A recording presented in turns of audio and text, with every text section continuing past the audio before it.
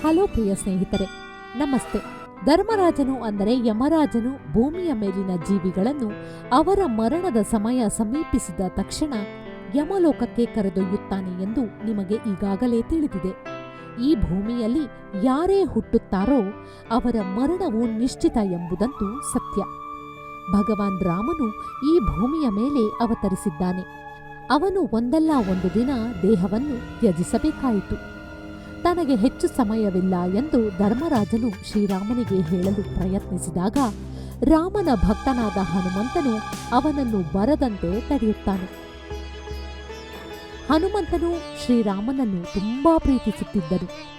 ಹನುಮಂತನಿಗೆ ಅಮರತ್ವ ಪ್ರಾಪ್ತವಾಗಿದೆ ಎಂದು ಧರ್ಮರಾಜನಿಗೆ ತಿಳಿದಿತ್ತು. ಅವನು ಬಹಳ ಶಕ್ತಿಶಾಲಿ. ಅದಕ್ಕೆ ಅವನಿಗೆ ಕೋಪ ತರಿಸಲು ಮನಸ್ಸಿರಲಿಲ್ಲ. ಆದರೆ ಭೂಮಿಯಲ್ಲಿ ಹುಟ್ಟಿದ ನಂತರ ಸಾಯಲೇಬೇಕು ಎಂದು ರಾಮನಿಗೆ ಗೊತ್ತಿತ್ತು. ಅವರು ಈ ಚಕ್ರದಿಂದ ತಪ್ಪಿಸಿಕೊಳ್ಳಲು ಸಾಧ್ಯವಿರಲಿಲ್ಲ. ತಮ್ಮ ಪ್ರೀತಿಯ ಹನುಮಂತನು ತಮ್ಮನ್ನು ರಕ್ಷಿಸಲು ಪ್ರಯತ್ನಿಸುತ್ತಿರುವುದನ್ನು ಅವರು ತಿಳಿದಿದ್ದರು. ಆದರೆ ಒಂದು ಹಂತದಲ್ಲಿ ಸಾವನ್ನು ಆರಿಸಿಕೊಳ್ಳಬೇಕಾಗಿ ಬಂದ ಸತ್ಯವನ್ನು ಒಪ್ಪಿಕೊಂಡಿದ್ದರು. ಶ್ರೀರಾಮನಿಗೆ ಭಕ್ತ ಹನುಮಂತನಿದ್ದಿದ್ದರೆ ಸಾವು ಬರುತ್ತಿರಲಿಲ್ಲ. ಒಂದು ದಿನ ಹನುಮಂತ ಅರಮನೆಯ ಹೊರಗೆ ಉದ್ಯಾನದಲ್ಲಿ ಸುತ್ತಾಡಲು ಹೋಗಿದ್ದ. ಅಷ್ಟರಲ್ಲಿ ರಾಮನು ತನ್ನ ಬೆರಳಿನಿಂದ ಉಂಗುರವನ್ನು ತೆಗೆದುಕೊಂಡು ಅದರೊಂದಿಗೆ ಆಟವಾಡಲು ಪ್ರಾರಂಭಿಸಿದನು. ಅದನ್ನು ಎಸೆಯುವಾಗ ಅವನು ಅದನ್ನು ನೆಲದ ಮೇಲೆ ಬಿದ್ದಿರುವ ಬಿರುಕಿಗೆ ಬೀಳಿಸಿದನು. ಹನುಮಂತನು ನಡೆದುಕೊಂಡು ಅರಮನೆಗೆ ಬಂದಾಗ ಶ್ರೀರಾಮನು ಅವನಿಗೆ ಹೇಳಿದನು, ಓ ಹನುಮಂತ, ನಾನು ಉಂಗುರವನ್ನು ಕಳೆದುಕೊಂಡಿದ್ದೇನೆ. ನೀನು ಅದನ್ನು ಹುಡುಕಲು ಸಹಾಯ ಮಾಡುತ್ತೀಯಾ? ಹನುಮಂತ ಅದಕ್ಕೆ ಒಪ್ಪಿಗೆ ಸೂಚಿಸಿ ತನ್ನ ದೇಹವನ್ನು ಕುಗ್ಗಿಸಲು ಪ್ರಾರಂಭಿಸಿದನು. ಮರುಕ್ಷಣವೇ ಅವನು ತನ್ನ ದೇಹವನ್ನು ತುಂಬ ಚಿಕ್ಕದಾಗಿಸಿಕೊಂಡನೆಂದರೆ ಅವನು ನೆಲದ ಅಂತರವನ್ನು ಪ್ರವೇಶಿಸಬಹುದಾಗಿತ್ತು. ಹನುಮಂತನು ಆ ಬಿರುಕನ್ನು ಪ್ರವೇಶಿಸಿದನು. ಆದರೆ ಅವನು ಉಂಗುರವನ್ನು ಹಿಡಿಯಲು ಕೈ ಚಾಚಿದ ತಕ್ಷಣ ಉಂಗುರವು ಮತ್ತಷ್ಟು ಕೆಳಕ್ಕೆ ಜಾರಿತು. ಹನುಮಂತನಿಗೆ ಉಂಗುರದ ಹಿಂದೆ ಹೋಗದೆ ಬೇರೆ ದಾರಿ ಇರಲಿಲ್ಲ. ಅದರ ಹಿಂದೆ ಹೋಗುತ್ತಾ ಸಾಕಷ್ಟು ಸಮಯ ಕಳೆಯಿತು.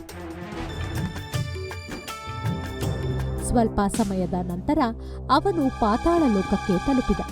ಅಲ್ಲಿ ಅವನು ಸರ್ಪಗಳ ರಾಜ ನಾಗರಾಜನನ್ನು ಭೇಟಿಯಾದ.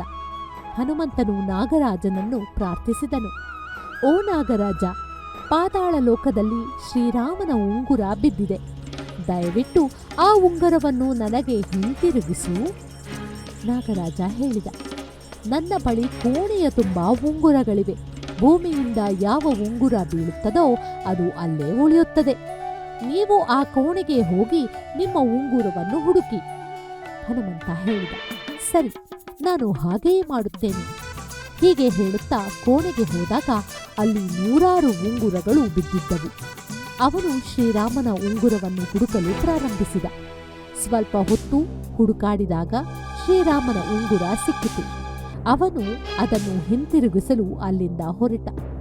ಆದರೆ ಪಾತಾಳ ಲೋಕದಲ್ಲಿ ಸಮಯ ಬಹಳ ನಿಧಾನವಾಗಿ ಚಲಿಸುತ್ತದೆ. ಅಲ್ಲಿನ ಒಂದು ಕ್ಷಣವು ಭೂಲೋಕದಲ್ಲಿ ಹಲವು ವರ್ಷಗಳಿಗೆ ಸಮಾನವಾಗಿದೆ. ಹನುಮಂತನು ಅಯೋಧ್ಯೆಯನ್ನು ತಲುಪಿದಾಗ ಬಹಳ ಸಮಯ ಕಳೆದಿತ್ತು. ಇಲ್ಲಿ ಶ್ರೀರಾಮನು ತನ್ನ ನಶ್ವರ ದೇಹವನ್ನು ತ್ಯಜಿಸಲಿದ್ದನು. ಕೊನೆಯ ಬಾರಿಗೆ ಶ್ರೀರಾಮನನ್ನು ಭೇಟಿಯಾಗಲು ಸಾಧ್ಯವಾಗಲಿಲ್ಲ ಎಂದು ತಿಳಿದು ಅವನು ಅಸ್ಥಿರನಾದ. ಅವನು ತುಂಬ ಬಳಲುತ್ತಿದ್ದ. ಹನುಮಂತನಿಗೆ ಅವನ ಅಗಲಿಕೆಯನ್ನು ಸಹಿಸಲು ಸಾಧ್ಯವಿಲ್ಲ ಎಂದು ಶ್ರೀರಾಮನಿಗೆ ತಿಳಿದಿರಬಹುದು. ಅದಕ್ಕಾಗಿ ಅವನನ್ನು ಪಾತಾಳಕ್ಕೆ ಕಳುಹಿಸಲಾಗಿತ್ತು. ಅಮರತ್ವವನ್ನು ಸಾಧಿಸಿದ ಕಾರಣ ಹನುಮಂತನಿಗೆ ಈ ಭೂಮಿಯ ಮೇಲೆ ಬದುಕಲು ಮಜಬೂರಿಯಾಗಿದೆ. ಎಲ್ಲೆಲ್ಲಿ ರಾಮನನ್ನು ಮಂದಿರಗಳಲ್ಲಿ ಪೂಜಿಸಲಾಗುತ್ತದೆಯೋ ಅಲ್ಲೆಲ್ಲ ಪರೋಕ್ಷವಾಗಿ ಭಕ್ತರಿಗೆ ಆಶೀರ್ವಾದವನ್ನು ಹನುಮಂತ ನೀಡುತ್ತಾನೆ. ಮಿತ್ರರೇ, ಭೂಮಿಗೆ ಬಂದವನು ಒಂದಲ್ಲ ಒಂದು ದಿನ ಇಹಲೋಕ ತ್ಯಜಿಸಬೇಕಾಗಿರುವುದು ಸಂಪೂರ್ಣ ಸತ್ಯ. ಈ ಕತೆ ನಿಮಗೆ ಹೇಗೆ ಇಷ್ಟವಾಯಿತು? ಇಂತಹ ಇನ್ನಷ್ಟು ಕತೆಗಳನ್ನು ಕೇಳಲು ಲೈಕ್ ಮಾಡಿ ಮತ್ತು ಶೇರ್ ಮಾಡಿ. ಧನ್ಯವಾದಗಳು.